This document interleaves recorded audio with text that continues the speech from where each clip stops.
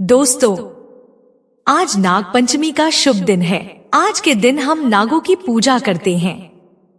हिंदू पौराणिक कथाएं देवताओं, राक्षसों और रहस्यमयी प्राणियों की कहानियों से भरी पड़ी है, जिनमें नागों का एक महत्वपूर्ण स्थान है।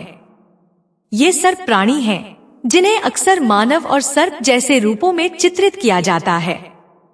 विभिन्न पौराणिक कहानियों में शक्तिशाली इकाइयों के रूप में पूजे जाते हैं। आज हम जानेंगे हिंदू पौराणिक कथाओं के 12 शक्तिशाली नाग के बारे में, जिनको शायद आप नहीं जानते होंगे।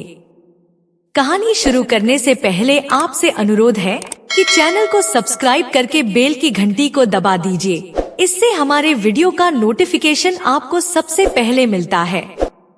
वीडियो अच्छी लगे तो प्लीज लाइक करके दोस्तों के साथ शेयर कीजिए। कमेंट बॉक्स में अपने विचार भी जरूर लिखिए, इससे हमें प्रोत्साहन मिलता है। तो आइए शुरू करते हैं। हिंदू पौराणिक कथाओं के 12 नाग। शेष नाग। सभी नागों के राजा शेष, जिसे अनंत के नाम से भी जाना जाता है, भगवान विष्णु के शया के रूप में सेवा करने वाला शाश्वत सर्प है। इसे कई सिरों के साथ चित्रित किया जाता है और इसे अनंतता और ब्रह्मांडीय संतुलन का प्रतीक माना जाता है। वासुकी और समुद्र मंथन। वासुकी ने समुद्र मंथन में एक महत्वपूर्ण भूमिका निभाई थी, जहां उसे मंथन रस्सी के रूप में इस्तेमाल किया गया। वह अक्सर भगवान शिव से जुड़े होते हैं, जो वासुकी को अपनी गर्दन में धारण करते हैं। नागराज तक्षक। नागों के राजा तक्षक महाभारत में अपनी भूमिका के लिए जाने जाते हैं, जहां वे राजा परीक्षित की मृत्यु का कारण बने। वह एक शक्तिशाली नाग हैं, जो पाताल लोक पर शासन करते हैं और अक्सर खजानों के रक्षक के रूप में चित्रित किए जाते हैं। मनसा। नागों की देवी मनसा को नागों और उर्वरता की देवी के रूप में पूजा जाता है। माना जाता है कि वह सर्प दंश से रक्षा करती है और समृद्धि और उर्वरता लाती है। कालिया। यमुना का सर्प कालिया एक विषैला सर्प था, जो यमुना नदी में रहता था। उसके आतंक को भगवान कृष्ण ने समाप्त किया।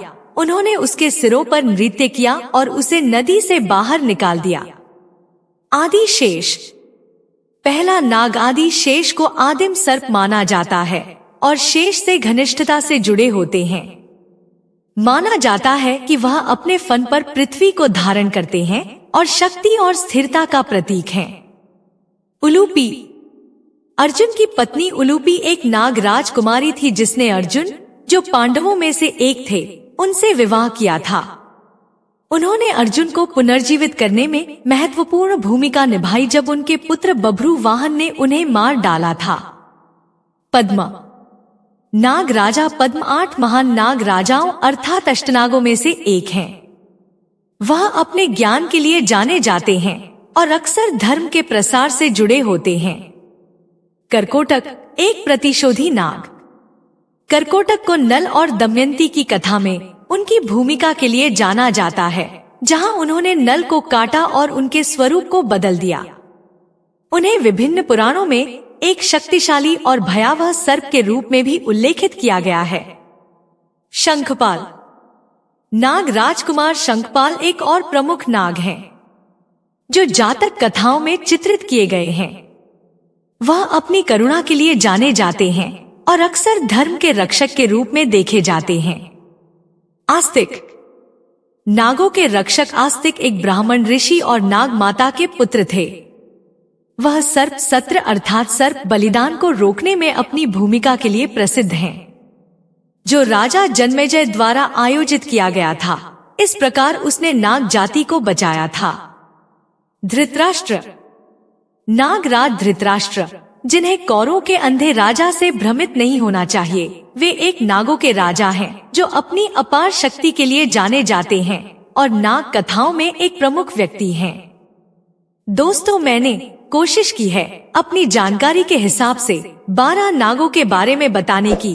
अगर यह कोशिश अच्छी लगी हो तो हमारे चैनल को सब्सक्राइब कर दीजिए, इससे हमें प्रोत्साहन मिलता है। धन्यवाद।